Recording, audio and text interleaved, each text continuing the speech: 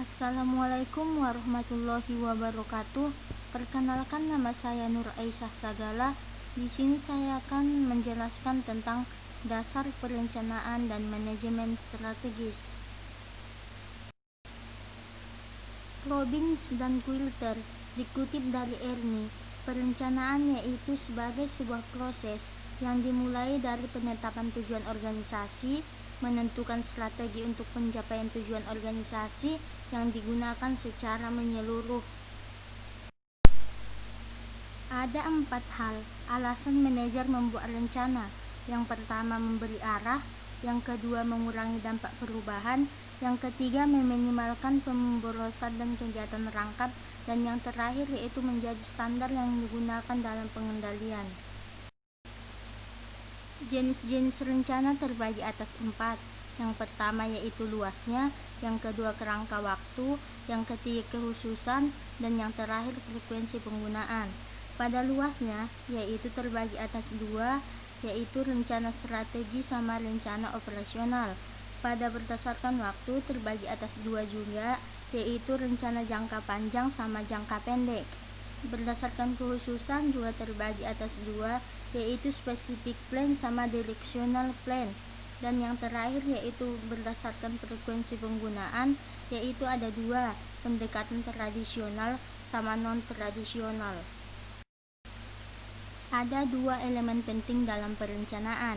Yang pertama yaitu sasaran, dan yang kedua yaitu rencana. Pada sasaran, yaitu hasil yang diinginkan hanyalah untuk individu, kelompok, dan seluruh organisasi. Sedangkan rencana digunakan untuk pencapaian tujuan organisasi.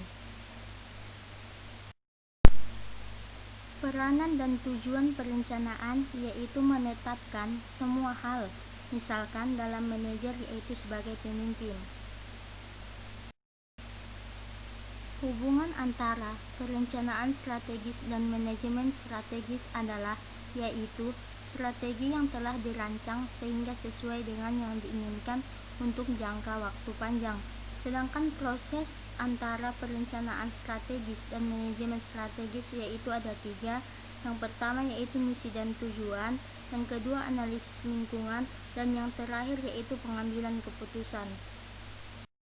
Pada dimensi perencanaan strategis meliputi yang pertama dimensi waktu, yang kedua analisis terhadap lingkungan, dan yang terakhir dimensi keikutsertaan manajemen.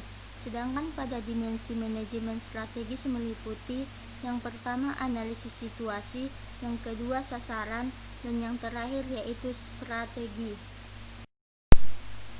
Ada 3 faktor yang mempengaruhi perencanaan. Yang pertama yaitu tingkatan dalam organisasi, yang kedua ketidakpastian lingkungan, dan yang terakhir yaitu kerangka waktu rencana. Pada tingkatan dalam organisasi, yaitu tingkatan yang tinggi, perencanaan yang semakin berorientasi pada strategi. Sedangkan pada ketidakpastian lingkungan, yaitu semakin tinggi ketidakpastian lingkungan, maka rencana haruslah dilakukan dengan secara rinci.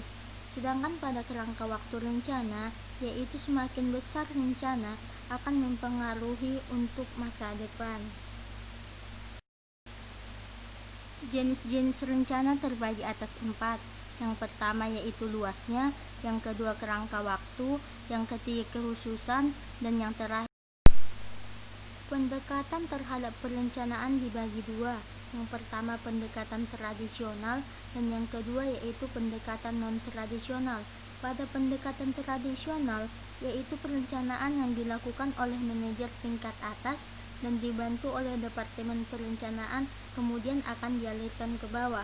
Sedangkan pendekatan non-tradisional yaitu proses perencanaan yang melibatkan makin banyak anggota dalam organisasi.